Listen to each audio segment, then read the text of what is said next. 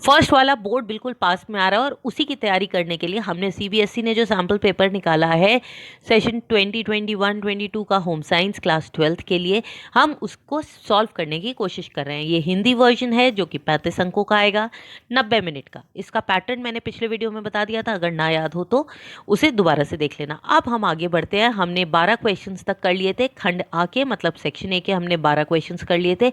अब हमें जो स्टार्ट करना है वो है क्वेश्चन नंबर 13 से 13th क्वेश्चन। ठीक है, तो 13th क्वेश्चन देखिए, पेट की सर्जरी के बाद आपके दादाजी बेहोश हैं। कहाँ की सर्जरी है? पेट की। इसका मतलब हमें पेट को रेस्ट देना पड़ेगा। उन्हें भोजन देने का कौन सा तरीका अपनाना होगा? तो इसमें आपको 4 तरीके दिए हुए हैं। मुंह द्वारा भोजन, चबाने में आसान होना चाहिए। क्या वो चबा रहे हैं? हमें तो कोशिश करनी है कि उनके पेट को पूरी तरह से आराम मिले। फिर नली द्वारा भोजन, जो कि पचाने में आसान हो। नली द्वारा अगर हम भोजन देंगे तो उसमें भी हम नॉर्मल खाना देते हैं, उसे भी पचाना पड़ेगा। अंतरशिरा भोजन, पोषण प्राप्त करने के लिए। मुझे तो ये सही लग रहा है, अंतरशिरा से जाएगा तो उसमें सिर्फ पोषण मिलेगा, और हम अभी सिर्फ पोषण दे रहे हैं, पचाने की बात करना ही नहीं चाहते। कुछ भी ना करना हो, उसे पेट को पूरा रेस्ट मिले। नासोगैस्ट्रिक मतलब नाक द्वारा नली लगाना या फीडिंग और पोषण। नाक से नली लगाएंगे वो भी दिक्कत है। तो इसमें जो सही आंसर है वो है सी, अंतर शिरा भोजन और पोषण प्राप्त करने के लिए। ठीक है, अब हम आते हैं क्वेश्चन नंबर 14 पर। भारत का सबसे पहला एसओएस गांव किस वर्ष में स्थापित किया गया था और इसके लाभार्थी कौन थे? इन केस आपको साल याद ना हो तो कम से कम आगे का तो याद करने की कोशिश करो। क्या ये विकलांग बच्चों के लिए था? पहला ऑप्शन है 1954 और विकलांग बच्चे। दूसरा ऑप्शन है 1964 और परित्यक्त बच्चे। तीसरा ऑप्शन है 1965 और विशेष आवश्यकता वाले बच्चे। चौथा है 1963 और बाल अपराधी। तो एसओएस गांव जो था वो तो परित्यक्त बच्चों के लिए था ना, जो अबैंडन चिल्ड्रन है, ताकि उनको एक परिवार मिल सके। तो इसका ऑप्शन क्या है? 1964 और परित्यक्त बच्चे। अब देखो यहाँ पर कितना इंटेलिजेंटली आप देख सकते हो। अगर 1964 है और आपको याद नहीं है तब भी आप इसको अटेम्प्ट कर सकते हो, क्योंकि आपको परित्यक्त बच्चे पता है। इसी तरह से अगर कभी कोई ऐसा क्वेश्चन आए जिसका आंसर नहीं आता आपको एमसीक्यू में, तो ये वीडियो ज़रूर देख लेना। आपको एक गेस मारने का तरीका यहाँ पर ज़रूर मिल जाएगा। गैस सिर्फ तब मारना जब ना आता हो, लेकिन कभी कभी मारना पड़ जाता है गैस। तो उसके लिए इस वीडियो को ज़रूर देख लेना। और दोबारा से अगर इस चैनल को सब्सक्राइब नहीं किया है तो फटाफट सब्सक्राइब बटन दबाओ और उसके साथ नोटिफिकेशन बेल भी, ताकि मेरे सारे वीडियोज़ आप तक सबसे पहले पहुँचे और आपका रिविजन चलता रहे। 15th क्वेश्चन, धूप में सुखाना खाद्य परीक्षण का सबसे पुराना तरीका है। इसमें खाद्य संरक्षण का कौन सा सिद्धांत शामिल है? तापमान में कमी। धूप में क्या हम उसे गर्म कर रहे हैं गैस पे? ना। पीएच में कमी? नहीं, ये तो हम नींबू वींबू या एसिड या बेस को डाल के करते हैं, सोडा डालें या अगर हम नींबू डालें। पानी निकालना, ऑब्वियसली धूप में सुखाना, सुखाने का अपने आप ही मतलब होता है कि पानी निकालना। तो ऑप्शन सी ये तो सही है मेरे ख्याल से, लेकिन पढ़ लेते हैं, कभी ए और बी आ जाए। ऑक्सीजन की उपलब्धता, नहीं, यहाँ कोई एयर टाइट डब्बा नहीं है, तो ज़्यादा सोचने की जरूरत ही नहीं है। यहाँ पर हमारा ऑप्शन है सी। ठीक है, अब हम आते हैं क्वेश्चन नंबर 16 में।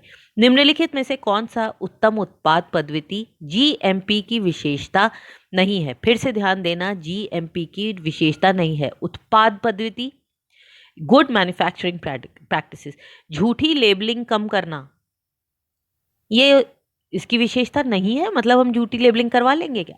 चले आगे देखें। उपभोक्ता संरक्षण, खाद्य दूषण को दूर करना, उपभोक्ता को गुमराह करना। क्या कोई भी पद्धति ऐसी हो सकती है जो उपभोक्ता को गुमराह करे? नहीं। तो यहाँ पर हमें क्या देना है? विशेषता जो नहीं है। तो कौन सी इसकी विशेषता नहीं है? उपभोक्ता को गुमराह करना, ये इसकी विशेषता हो ही नहीं सकती। कोई भी ऐसा हम स्कीम नहीं ला सकते जिसमें उपभोक्ता को गुमराह किया जाए। तो बिल्कुल सिंपल है, इसका आंसर होगा डी, वो उपभोक्ता को गुमराह नहीं करता। अब आ जाते हैं हम क्वेश्चन नंबर 17 पे। ये जिस व्यक्ति की बात हो रही है यहाँ पर, वो बायोकॉन इंडिया लिमिटेड के अध्यक्ष और प्रबंध निदेशक हैं।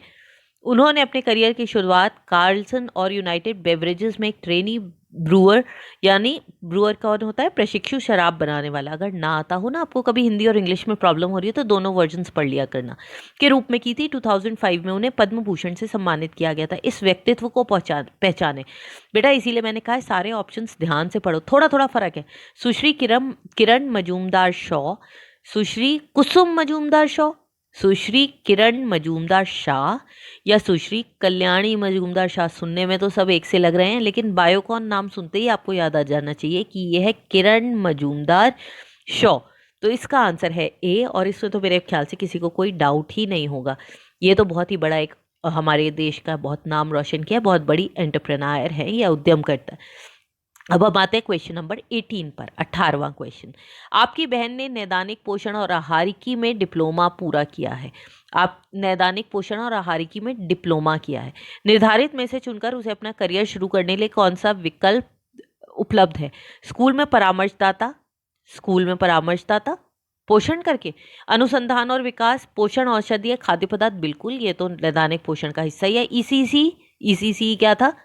Early childhood care and education, वो तो हो नहीं सकता। और कृषि उद्योग, नहीं नहीं, ये कृषि उद्योग से रिलेटेड भी नहीं है। इसका आंसर होगा अनुसंधान और विकास और पोषण औषधीय खाद्य पदार्थ। पोषण से ही समझ जाना है, नैदानिक पोषण की बात कर रहा है। अब आ जाओ क्वेश्चन नंबर 19 पर। निम्नलिखित में से कौन भोजन में रासायनिक प्रक्रियाओं को तेज करने के लिए जैविक उत्प्रेरक के रूप में कार्य? जैविक उत्प्रेरक अगर आप याद करो तो कीटनाशक तो हो नहीं सकता, ये तो जैविक है ही नहीं। प्रकाश से संसर्ग, ये भी जैविक उत्प्रेरक नहीं हो सकता। नमी, क्या ये जैविक उत्प्रेरक हो सकता है? जैविक ही नहीं है, तो इसका आंसर क्या है? सी, एंजाइम। एंजाइम अगर आपको याद हो, ये जो है फल और सब्जियों में होता है, हम खुले में छोड़ते हैं, तो ये एंजाइम जो है भोजन को खराब करता है। क्यों जल्दी खराब करता है? क्योंकि उसमें रासायनिक प्रक्रियाएं एंजाइम से तेज हो जाती है। यही एंजाइम जब हमारे शरीर के अंदर जाता है तो खाना जल्दी पचाता है, क्योंकि ये रासायनिक प्रक्रियाओं को तेज करता है। अब हम आ गए क्वेश्चन नंबर 20 पर। उस एजेंसी का नाम बताओ जिसने कि बच्चों के कल्याण और अधिकारों की रक्षा के लिए गोद लेने के दिशा निर्देश स्थापित किए। बहुत ध्यान रखो, अभी जब कोरोना का टाइम आया था तो कोई भी जना ऐसा आ रहा था न्यूज़ में, गोद ले लो, ये बच्चे अनाथ हो गए, ऐसा नहीं है। उसके लिए सरकार ने दिशा निर्देश दिए। तो वो किसने दिए? नारा, नहीं, एन से कहाँ होगा? कारा, चाइल्ड है ना, कारा हो सकता है। नापा, नहीं, ये भी नहीं है। और राका भी नहीं है। इसका आंसर है कारा। कारा एक ऐसा ऑर्गेनाइजेशन है जो कि बच्चों के बच्चों का जो एडॉप्शन है उसके लिए डील करता है, उसके दिशा निर्देश और रूल्स बनाता है कारा। ठीक है, अब हम आते हैं क्वेश्चन नंबर 21 पर। अगर इसका फुल फॉर्म आता हो तो मेरे को ज़रूर आप कमेंट बॉक्स में बताना, मैं पढ़ के बताऊंगी सही है कि गलत। निम्नलिखित में से क्या आहार चिकित्सा का उद्देश्य नहीं है? जल्दी से लिख के मुझे यहाँ पर बताना कमेंट बॉक्स में।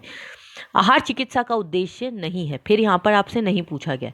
मौजूदा आहार में संशोधन, ये तो हमें करना ही है। आहार चिकित्सा का मतलब ही यही है। पारंपरिक व्यंजनों का ज्ञान, क्या ये उतना इम्पोर्टेंट है? फिर भी चलो आगे देखते हैं। स्वास्थ्य जटिलताओं की रोकथाम, अरे आहार चिकित्सा हो ही इसलिए रही है। और पोषण की कमी में सुधार, ये भी आहार चिकित्सा का उद्देश्य है। तो पारंपरिक व्यंजनों का ज्ञान होना जरूरी तो है, लेकिन ये आहार चिकित्सा का उद्देश्य नहीं है।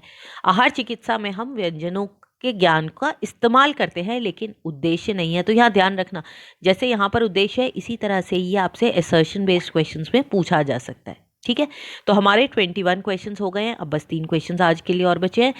किस उम्र में बच्चा अजनबी और परिचित लोगों के बीच अंतर कर सकता है? 6 से 8 महीने, 8 से 12 महीने, 9 से 10 महीने और 10 से 12 महीने। इसका आंसर क्या है? 8 से 12 महीने। 8 से महीने से जो छोटा बच्चा होता है ना, 6 महीने का बच्चा, आप उससे कहो चलो मैं घूमने जा रहा हूँ, और फट से आपके साथ घूमने चल देगा, तो इसका मतलब वो अजनबी और परिचित लोगों के बीच में ज़्यादा फर्क नहीं कर पाता। और 12 महीने का जो बच्चा है, देखो अपनी बर्थडे पे रोता ही रहता है ज़्यादातर। क्यों? क्योंकि वो अजनबी और परिचितों के बीच में फ़र्क करता है, और उस दिन इतने सारे उसे अजनबी लोग दिखते हैं कि वो परेशान हो जाता है। इसलिए इसका आंसर है 8 से 12 वर्ष। ये एक्सप्लेनेशन सिर्फ इसलिए बता रही हूँ कि कभी आप भूलने लगो, कंफ्यूज हो जाओ, तो इससे आपको याद आ जाएगा। ठीक है, क्वेश्चन नंबर 23। साल्मोनेला बैक्टीरिया कितने मिनट में अपनी संख्या को दुगना कर लेता है? बताओ कितने मिनट में? हर 10 मिनट में, हर 20 मिनट में, हर 40 मिनट में, हर 5 मिनट में? इसका आंसर है हर 20 मिनट में। सोचो कितनी तेजी से बढ़ रहा है, हर 20 मिनट में अपनी संख्या दुगनी कर लेता है, और इसीलिए हमें खाद्य संक्रमण हो जाता है, यानी कि फूड इन्फेक्शन, जो हमने अभी पीछे ऊपर बात करी थी। अब हम आते हैं 24वें क्वेश्चन पर। उन वर्षों का उल्लेख करें जिनमें वृद्धों के लिए राष्ट्रीय नीति और राष्ट्रीय युवा नीति अपनाए गए थे। इनमें दोनों के बारे में आपको बताना है। तो चलो हम देखते हैं कि इसमें हमारे पास ऑप्शंस कौन कौन से हैं। पहला ऑप्शन है 1999 और 2003, बी है 1998 और 2003, सी है 1999 और 2004, और फोर्थ है 1998 और 2004। 4। अब यहाँ भी देखो 2003 दो जगह आ रहा है, तो मुझे तो लगता है इन्हीं में से सही आंसर होगा, और जहाँ तक मुझे लग रहा है मैं सही हूँ, इसका सही आंसर है ए। 1999 में वृद्धों के लिए राष्ट्रीय नीति आई थी और राष्ट्रीय युवा नीति आई थी 2003 में। ठीक है, अब हम आते हैं सेक्शन ए के आखिरी क्वेश्चन पर, जो कि है 25th क्वेश्चन। प्राकृतिक खाद्य पदार्थों या निर्मित खाद्य पदार्थों में मौजूद घटकों की पहचान करें जिनमें विशिष्ट स्वाद लाभ प्रदान करने की सामग्री को शामिल किया गया है। तो इसका आंसर क्या होगा, ये आपको बताना है। पोषण औषधीय खाद्य पदार्थ, चिकित्सीय खाद्य पदार्थ, प्रति उपाचयक खाद्य पदार्थ या पादप रसायन। पादप रसायन को हम कहते हैं फाइटोकेमिकल्स, प्रति उपपाचयक को कहते हैं हम एंटीऑक्सीडेंट्स। तो ऐसे कौन से खाद्य पदार्थ हैं या उनमें मौजूद घटक हैं जिनसे स्वास्थ्य लाभ प्रदान होता है? क्या यहाँ पर हमने लिखा है कि चिकित्सीय या किसी पर्टिकुलर रोग में? नहीं, हम एक जनरल स्वास्थ्य लाभ की बात कर रहे हैं, इसलिए इसका आंसर है पोषण औषधीय खाद्य पदार्थ। कोई भी ऐसे पौष्टिक खाद्य पदार्थ जो हमारे शरीर को लाभ देते हैं। चिकित्सीय इसीलिए नहीं होगा क्योंकि यहाँ कोई ये नहीं लिखा है कि डॉक्टर ने प्रिस्क्राइब किया हो। ठीक है, तो इसका आंसर है ए, पोषण औषधीय खाद्य पदार्थ, जिसे हम कहते हैं न्यूट्रास्यूटिकल्स। ये तो आपको पता होगा। ठीक है, ये हमने पहले भी किया है, तो ये हो गया न्यूट्रास्यूटिकल्स। तो क्वेश्चन नंबर 25 तक हमने कर लिया है, और अब हमें करना है खंड बा, जो कि हम नेक्स्ट वीडियो में करेंगे। तब तक के लिए तैयारी करते रहिए, आगे बढ़ते रहिए, और मेरी तरफ से best of luck to all of you to score 100 on 100। हमारा टारगेट यही है, और मेरे साथ लगे रहो। 100 on 100 कहीं नहीं गए, आएंगे, पक्का आएंगे। Okay, see you in the next video with section B. Till then.